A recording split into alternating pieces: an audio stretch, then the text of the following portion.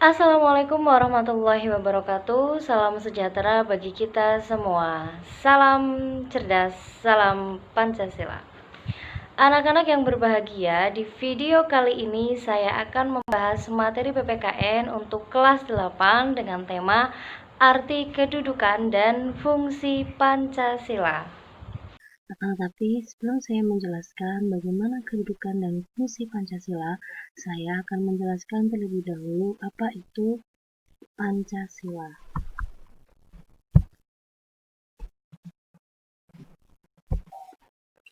Jadi, istilah Pancasila itu sudah ada pada zaman Majapahit ya. Sejak zaman Majapahit itu sudah terkenal istilah Pancasila.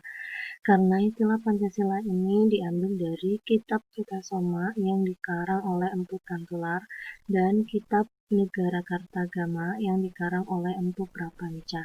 Kedua kitab ini merupakan kitab yang sudah ada pada sejak zaman Majapahit. Istilah Pancasila sendiri itu terdiri dari dua kata, panca dan sila. Panca itu artinya 5, sila itu artinya dasar. Jadi dapat kita simpulkan bahwa Pancasila artinya adalah 5 dasar. Istilah Pancasila dikenalkan pertama kali oleh Insinyur Soekarno pada tanggal 1 Juni tahun 1945 dalam sidang BPUPKI yang pertama. Sebenarnya, yang pertama kali membahas atau yang pertama kali mengusulkan istilah Pancasila itu adalah salah satu teman dari Insinyur Soekarno yang juga ada dalam sidang tersebut, yaitu sidang BPUPKI pertama yang merupakan ahli bahasa. Dan dari ciri-ciri yang disebutkan oleh Insinyur Soekarno dapat kita ketahui bahwa orang tersebut adalah Muhammad Yamin. Jadi dapat dikatakan bahwa istilah Pancasila itu pertama kali diusulkan oleh Muhammad Yamin, akan tetapi yang pertama kali mengenalkan di sidang BPUPKI pertama adalah Insinyur Soekarno. Dan karena istilah Pancasila tersebut diperkenalkan pada tanggal 1 Juni tahun 1945, maka tanggal 1 Juni itu dijadikan sebagai hari lahirnya Pancasila.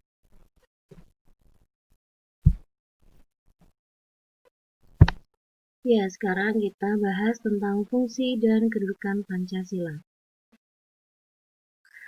Ada beberapa fungsi dan kedudukan Pancasila, yaitu yang pertama sebagai jiwa bangsa Indonesia, yang kedua sebagai perjanjian luhur, yang ketiga sebagai kepribadian bangsa Indonesia, yang keempat sebagai sumber dari segala sumber hukum, dan yang kelima sebagai cita-cita dan tujuan bangsa.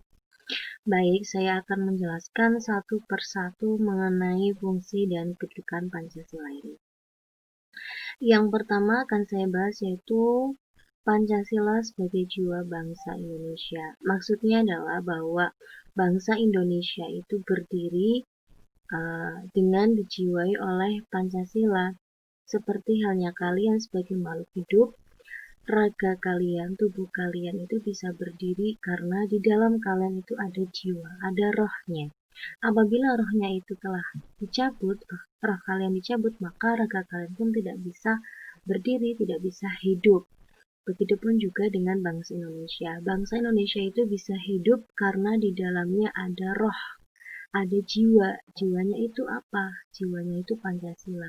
Jadi apabila Pancasila musnah, maka bangsa Indonesia pun tidak bisa hidup kembali, atau bisa dikatakan mati. Kemudian yang kedua, Pancasila sebagai perjanjian luhur.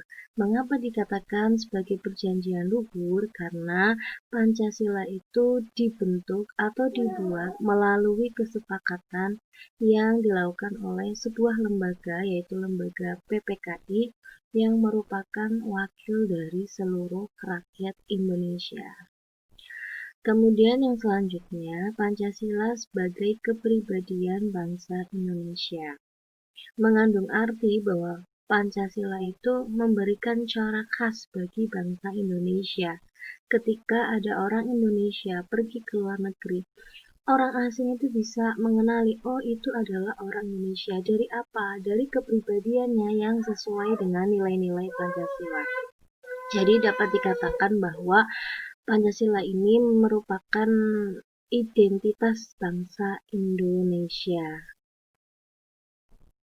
Selanjutnya, Pancasila sebagai sumber dari segala sumber hukum.